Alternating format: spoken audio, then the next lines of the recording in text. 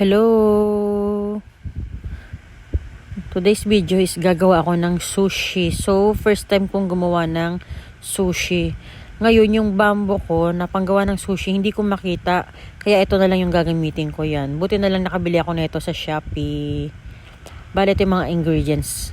Yan, mangga, pipino, tong crab stick, mayonnaise, yan, tuna, tsaka nori. Tapos yan yung dalawang aking girls. Yung pamangkin ko tsaka aking anak. Tapos, itong pipino yan, hiniwa ko lang sa gitna. Tapos, tinanggal ko tong yung buto niya. Kasi, watery yan eh. So, tinanggal ko lang yan. Medyo nahirapan pa akong magtanggal. So, trying hard talaga sa paggawa na itong sushi na to. Yan. So, ganyan. Yan lang. Tapos, ayan, ganyan dapat kalinis. Walang buto. Tapos, ito namang crab stick na yan, balatan yan. Yan, binabalatan ko lang yan. Tapos, lahat yan, bali bili ko yan 65 pesos. Yan, tapos, pag nabalatan mo na lahat yan, ilalaga mo siya. Nilaga ko lang siya saglit. Yan. Tapos, ito namang pipino, hiniwa-hiwala ng ganyang kaliliit. Yung anak ko yung naghiwa dyan. Tapos, ito na yung crab stick na nalaga, ang mango.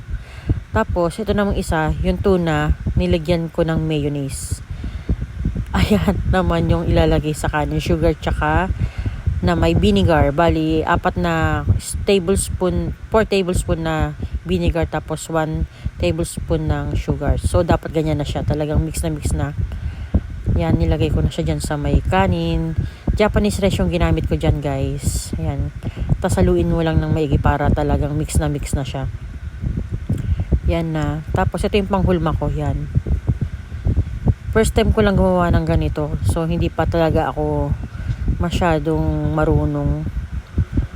Sobrang dikit ng kanin na to, guys. Kailangan talaga palagi kang nagbabasa ng kamay mo para hindi siya dumikit. Yan, medyo marami yung kanin na ilagay ko. Tapos ito ng mayonnaise. Yan. Ganyan lang. Naguguluhan pa ako sa ginagawa ko. Yan, nakaabang. Sila daw unang titikim. Tapos, ito ulit, rice. Yan. Hirap na hirap sa paggawa no? Puro tinidor yung gamit namin. Wala kaming kutsara. Nasa hugasan lahat. Walang tubig dito sa Caloocan eh. Ayan, tignan nyo naman yung aking kamay. Nadikit talaga yung mga kanin. So, yan. Press lang natin.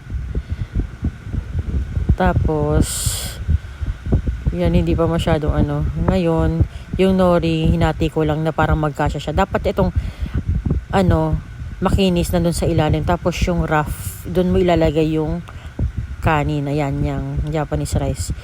Basta yung makinis nandun sa likod at yung rough, nandyan dapat nakapatong yung ilalagay mo yan. Tapos nahihirapan talaga ako. Hindi ko alam kung paano gawing triangle din tong nori na to. So, bahala na. Yan lang. So, magta-try ulit ako. First time lang naman yan eh. First try. Hirap. Tsaka itong noring na to kasi medyo matigas siya. Hindi siya ganun kalambot. Ewan ko kung bakit.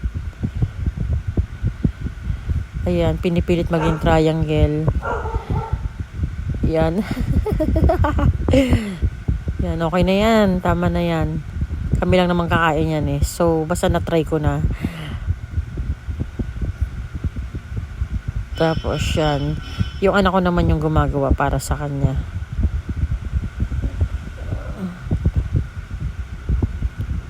Yan. Ayaw pang So, medyo matagal kumilos tong aking anak. Di ba ang gulo?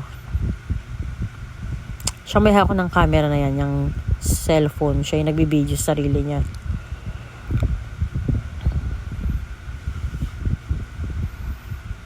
Basta, ito na yung sa akin. Ayan. Ayan naman. Rice. Tapos, nilagyan ko yan ng pipino. Ayan. Diba, hirap na hirap din ako. Yan. May kanin talaga yung aking kamay. Bahala na kayo yan, guys. Yan. Tapos itong dapat pala ginawa ko na lang talaga is bake sushi.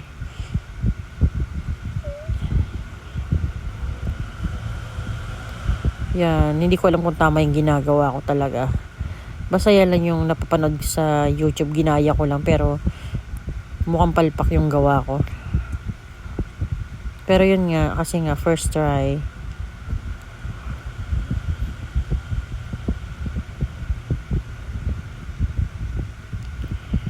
Natatagalan ako sa kilos ko kasi hindi talaga ako sanay.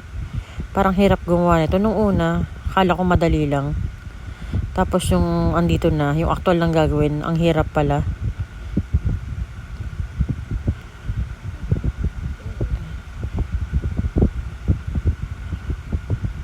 Tapos, lagyan ko siya ulit ng kanin. Yan, naglagay ko lang dyan is yung crab stick, pipino, tsaka mangga. Tapos yan na, nilagyan ulit ng kanta, sabay press ulit. Ang hirap pala gamitin nito. Hindi ko alam kung anong dahilan. Kung may ilalagay pa bang plastic dyan. Sabi nila kailangan daw may plastic. Parang hindi naman yan. Or masyadong madami talagang kanin akong nailagay.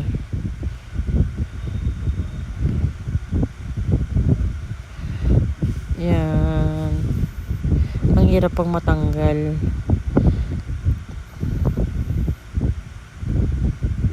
Yan yung una. Naku, tignan nyo naman yung pangalawa.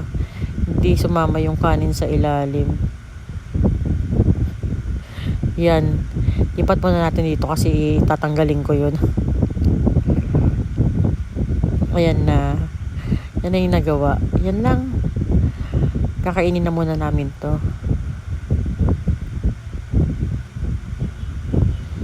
Yan. Yan lang. Bye-bye.